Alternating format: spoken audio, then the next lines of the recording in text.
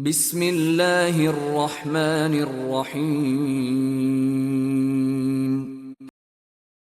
حضرت عمر بن خطاب رضی اللہ تعالی عنہ بیان کرتے ہیں، رسول اللہ صلی اللہ علیہ وسلم نے فرمایا، تمام اعمال کا دار و مدار نیتوں پر ہے۔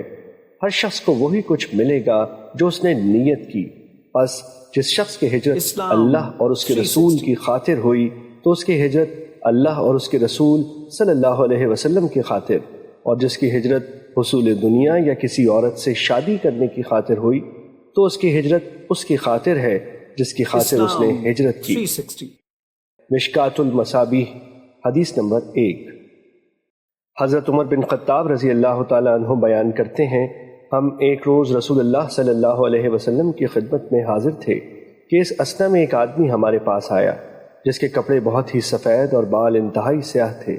اس پر سفر کے آثار نظر آتے تھے، نہ ہم میں سے کوئی اسے جانتا تھا، حتیٰ کہ وہ دو زانو ہو کر نبی صلی اللہ علیہ وسلم کے سامنے بیٹھ گیا اور اس نے اپنے دونوں ہاتھ اپنی رانوں پر رکھ لیے اور کہا، محمد صلی اللہ علیہ وسلم اسلام کے متعلق مجھے بتائیں۔ آپ صلی اللہ علیہ وسلم نے فرمایا، اسلام یہ ہے کہ تم گواہی دو کہ اللہ کے سوا کوئی معبود برحق نہیں، اور یہ کہ محمد اللہ کے رسول ہیں، نماز قائم کرو، زکوٰۃ ادا کرو، رمضان کے روزے رکھو، اور اگر استطاعت ہو تو بیت اللہ کا حج کرو۔ اس نے کہا، آپ نے سچ فرمایا، ہمیں اس سے تعجب ہوا کہ وہ آپ سے پوچھتا ہے اور آپ کی تصدیق بھی کرتا ہے۔ اس نے کہا، ایمان کے بارے میں مجھے بتائیں۔ آپ صلی اللہ علیہ وسلم نے فرمایا، یہ کہ تم اللہ پر، اس کے فرشتوں، اس کی کتابوں، اس کے رسولوں اور یوم آخرت پر ایمان لاؤ، اور تم تقدیر کے اچھا اور برا ہونے پر ایمان لاؤ۔ اس نے کہا، آپ نے سچ فرمایا۔ پھر اس نے کہا، احسان کے بارے میں مجھے بتائیں۔ آپ صلی اللہ علیہ وسلم نے فرمایا، یہ کہ تم اللہ کی عبادت اس طرح کرو گویا تم اسے دیکھ رہے ہو، اور اگر تم اسے نہیں دیکھ سکے تو وہ یقیناً تمہیں دیکھ رہا ہے۔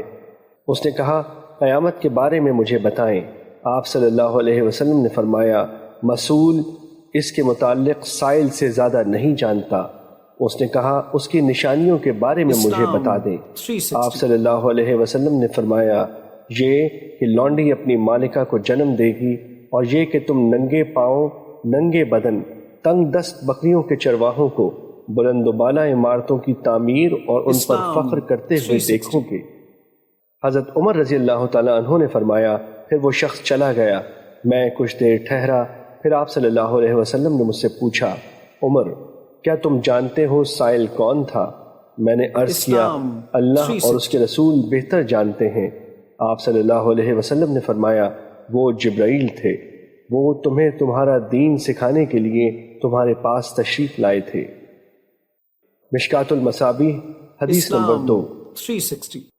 حضرت عثمان رضی اللہ تعالیٰ عنہ بیان کرتے ہیں، رسول اللہ صلی اللہ علیہ وسلم نے فرمایا، جو شخص وضو کرے اور خوب اچھی طرح وضو کرے تو اس کی خطائیں اس کے جسم سے نکل جاتی ہیں، حتیٰ کہ اس کے ناخنوں کے نیچے سے بھی نکل جاتی ہیں۔ مشکات المصابیح حدیث نمبر 284۔